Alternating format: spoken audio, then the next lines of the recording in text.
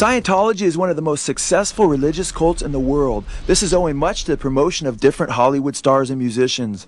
Different Hollywood stars like Elfman and Kirstie Alley and Tom Cruise and John Travolta, to name only a few, have gone on record promoting Scientology.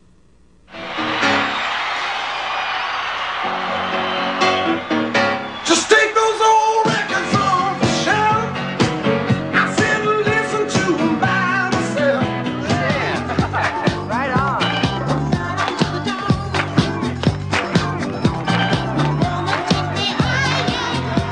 Stars like John Travolta and Kirstie Alley have even taken to the airways in defense of Scientology. But is it possible that what they are defending is yet another Aleister Crowleyan satanic cult?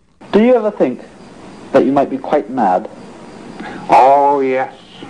Scientology has at times come under the scrutiny of the secular news media, but the stark truth has not yet been told. That Scientology is in a way another fruit of the teachings of Satanist Aleister Crowley is barely known. Few people realize that Scientology's founder, L. Ron Hubbard, was yet another disciple of Aleister Crowley's, who referred to Crowley as his good friend. Magician. The magic cults of the 8th, 9th, 10th, 11th, 12th centuries in the Middle East were fascinating. The only modern work that has anything to do with them is Trifle Wild in Spots, but it's fascinating work in itself, and that's work written by Aleister Crowley, the late Aleister Crowley, my very good friend. And he did himself a splendid piece of aesthetics built around those magic cults. It's very interesting reading to get a hold of a copy of the book, quite rare, but it can be obtained, The Master Therion, Therion, The Master Therion by Aleister Crowley.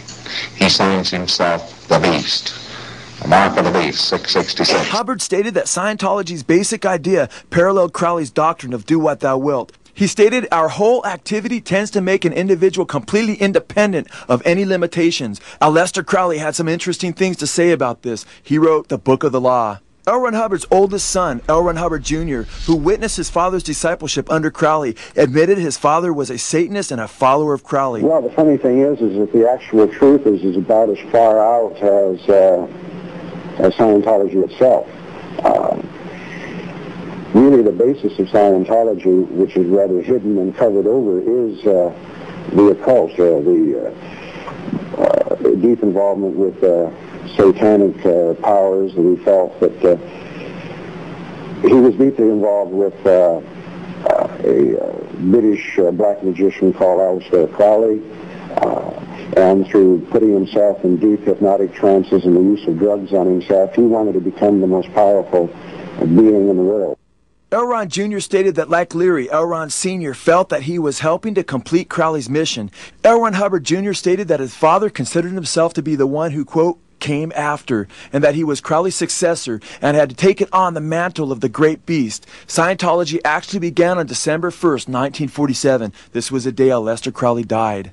It appears that Hubbard believed that Scientology would be instrumental in building Antichrist's kingdom and seeking to destroy Christ at his coming. In a document alleged by many former Scientologists to be written to OT8s, the highest level of Scientology, Hubbard declared, quote, my mission could be said to fulfill the biblical promise represented by the brief Antichrist period. During this period, there is a fleeting opportunity for the whole scenario to be effectively derailed, which would make it impossible for the mass Maccabean landing or second coming to take place. The second coming is designed, among other things, to trigger a rapid series of destructive events.